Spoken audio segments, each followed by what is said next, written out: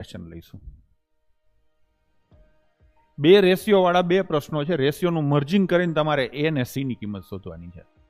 તો આને કેવી રીતે સીધું કરાય? એ ના છેદમાં બી ગુણ્યા બી ના છેદમાં સી લખાય ને.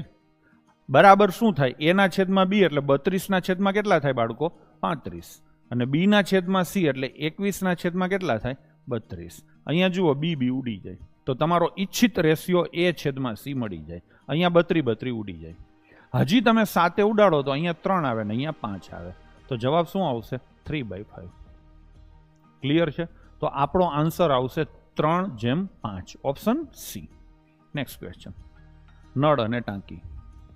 બે પાઇપ ટાંકીને 20 કલાક અને 30 કલાકમાં ભરે છે. બે ખોલવામાં આવે તો ટાંકી કેટલા સમયમાં ભરાઈ જશે? હાવ હેલો ક્વેશ્ચન છે. ઉપર બેનો ગુણાકાર અને નીચે બેનો સરવાળો. તો મંડો કરવા. ઉપર બેનો ગુણાકાર 20 અને 30 થાય. નીચે બેનો સરવાળો કેટલો થાય? 50. આ 0 0 તો ગયો. 5 ઉડે તો 4. 4 તેરીને 12 કલાકમાં ટાંકી ભરાય. આગળ લઈએ. અહીંયા ઘાતવાળી એક સંખ્યા છે, ઘાતવાળી બીજી સંખ્યા છે અને ઘાતવાળી ત્રીજી સંખ્યા છે. આ ત્રણેય સંખ્યાનો તમારે HCF એટલે કે ગુસ્સા શોધવાનો છે. ગમે ત્યારે બાળકો ઘાતવાળી સંખ્યાઓનો ગુસ્સા શોધવાનો હોય એટલે દરેકમાં ઓછામાં ઓછી ઘાત હોય ને એ સંખ્યા લખવાની.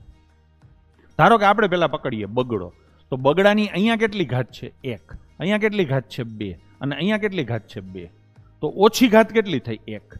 તો 2 ની 1 ઘાત લખવાની ગુસ્સામાં. બરાબર છે? અને આ બધાય બગડા નીકળી જશે. હવે લઈશું આપણે તગડો. તગડાની અહીંયા 2 ઘાત છે, અહીંયા 1 ઘાત છે ને અહીંયા 1 છે. તો ઓછી ઘાત કેટલી થઈ? 1. એટલે તગડો પણ તમારો નીકળી જશે. હવે લઈશું આપણે પાંચડો.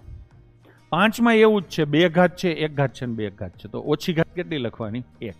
થઈ ગયું ને. 5 તેરી 15 દુને 30. તો આનો ગુસ્સા કેટલો થશે? 30. એવી જ રીતે જો લસા શોધવાનો હોય તો વધુ ઘાતો લખવાની. બધાની વધુ ઘાતો લખવાની. એના પછીનો ક્વેશ્ચન. 3, 5, 0 અને 6 આ ચારેય આંકડાનો ઉપયોગ કરીને બનતી સૌથી નાની 4 આંકડાની સંખ્યા કઈ? ટેક્સ્ટ બુકનો ક્વેશ્ચન છે. નાની સંખ્યા શોધવાની હોય તો નાનેથી ચાલુ થાય, મોટી સંખ્યા શોધવાની હોય તો મોટેથી ચાલુ થાય. પણ એમાં શરત એક રહીએ કે પેલો આંકડો કદી 0 ના હોય. એટલે 0 ને છોડી દઈએ આપણે તો નાનો આંકડો કયો આવે? 3. પછી 0 મૂકી દેવાય. અને હવે કયા નાના આવે? 5 અને પછી 6. તો આ નાનામાં નાની સંખ્યા થઈ 3, 0, 5, 6. આ 4 આંકડાની સંખ્યા ના કહેવાય. જો એને પૂછ્યું છે 4 આંકડાની, પેલા 0 કરો ને તો એ 3 આંકડાની કહેવાય. તો આન્સર આવશે 3, 0, 5, 6. એના પછીનો ક્વેશ્ચન લઈશું. 1 મીટરમાં કેટલા કિલોમીટર હોય? હારું છે, અહીંયા જવાબ આવો નથી આપ્યો. જવાબ આવો નથી આપ્યો. નહીતર આપણે અમુક અથરા હોય ને સીધા 1000 ઠપ કરી દઈએ. 1 મીટરમાં 1000 કિલોમીટર હોય. ઉલટું પૂછ્યું છે એને. સમજાણું? ઉલટું પૂછ્યું છે. 1 કિલોમીટરમાં કેટલા મીટર હોય? તમને ખબર છે કે 1 કિલોમીટર હોય ને એમાં 1000 મીટર હોય. પણ એને ઉલટું પૂછ્યું છે કે 1 મીટરમાં કેટલા કિલોમીટર હોય. તો 1000માં ભાગના હોય. બરાબર ને? તો 1/1000મો ભાગ એટલે 1000. આટલા કિલોમીટર હોય. સિમ્પલ RU આ લઈને અહીંયા જતું રહીએ 1000. અહીંયા વધે એકડો. સિમ્પલ આવું થાય. હવે 1/1000 એટલે 3 પોઈન્ટ આવે. 0.001. એટલે કયો જવાબ ટીક કરવાનો થાય? સી. એના પછીનો ક્વેશ્ચન.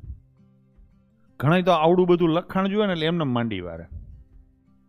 આજકાલ ખાસ કરીને મેં જીપીએસસીમાં જોયું છે કે પ્રશ્નો કારણ વિનાના લાંબા કરે. આખી આમ વાર્તા નિરાત હોય ને, જાણે એને કોઈ જાતની ઉતાવળ ન હોય ને એ રીતે આખી વાર્તા કરે. પ્રશ્નમાં કાંઈ દમ ન હોય. ઓલો ટાઈમ એન્ડ વર્કનો ક્વેશ્ચન ન આપણે કર્યો, સિમ્પલ એવા જ પ્રકારનો ક્વેશ્ચન હોય, કાંઈ દમ ન હોય પણ કરે લાંબુ. ચલો આપણે જોઈએ. 2 ફૂટબોલની ટીમ છે, ટીમ એ અને ટીમ બી. એક ટુર્નામેન્ટમાં રમી હતી અને 6 મેચમાં કરેલા ગોલ નીચે મુજબ છે. જો અહીંથી તમે જુઓ 6 મેચ છે. ટીમ એ કેટલા ગોલ કર્યા અને ટીમ બી એ કેટલા ગોલ કર્યા એ આપ્યું છે. આપણે હજી એમાં કંઈ પડવાનું નથી, હજી આગળ વાંચવાનું છે. સરેરાશ ગોલના આધારે આપણે શું તારણ કાઢી શકીએ? પછી ઓપ્શનો વાંચવાના, કેમ કે કઈ દિશામાં જાવ એમને ખબર નહીં પડે. એ અને બી નો સ્કોર સમાન છે, સરેરાશ સ્કોર. એ નો સ્કોર બી કરતા વધુ છે, એ નો સ્કોર બી જેવો છે, બી નો સ્કોર એ કરતા વધુ છે. ટૂંકમાં તમારે બેયની એવરેજ કમ્પેરિઝન કરવાની છે. હવે બેયની એવરેજ ન કાઢો તો બેયનો ટોટલ એ ચાલે ને, ટોટલ કરીને ભાગાકાર જ કરવાનો છે, ભાગાકાર ન કરીએ તો આનો ટોટલ કરો તો 3 ને 4 7 ને 3 10 ને 2 12 થાય, આનો ટોટલ કરો તો 5 ને 4 9 3 12 થાય. બેયના ગોળ હરખા છે, બેયનો ટોટલ હરખો છે તો બેયની એવરેજ પણ હરખી જ થાય. તો અહીંયા આપણે સિમ્પલ સીધું શું લખવાનું રહીએ, બંને ટીમનો સરેરાશ સ્કોર સમાન છે. ઘણાને તો છેતરાઈ ગયા હોય ને એવી લાગણી ઉત્પન્ન થઈ હશે કે પ્રશ્નમાં તો કાંઈ નહોતું.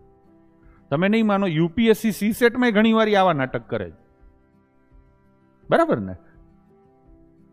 3 મિત્રોની હાલની ઉંમરનો સરવાળો 102 છે. 7 વર્ષ પહેલા સરવાળો કેટલો હતો? 7 વર્ષ બધાયના ઘટી જાય, એકના ન ઘટે, બધાયના ઘટે. સ્થળ, કાળ, સમયની અસર બધાયને થાય. અત્યારે સરવાળો 102 છે તો ત્રણેયના 7 ઘટી જાય. એટલે આપણે ત્રણેયના 7 એટલે 21 સીધા ઘટાડવાના રહીએ. 102 માંથી 21 ઘટાડીએ તો શું જવાબ આવે? 81.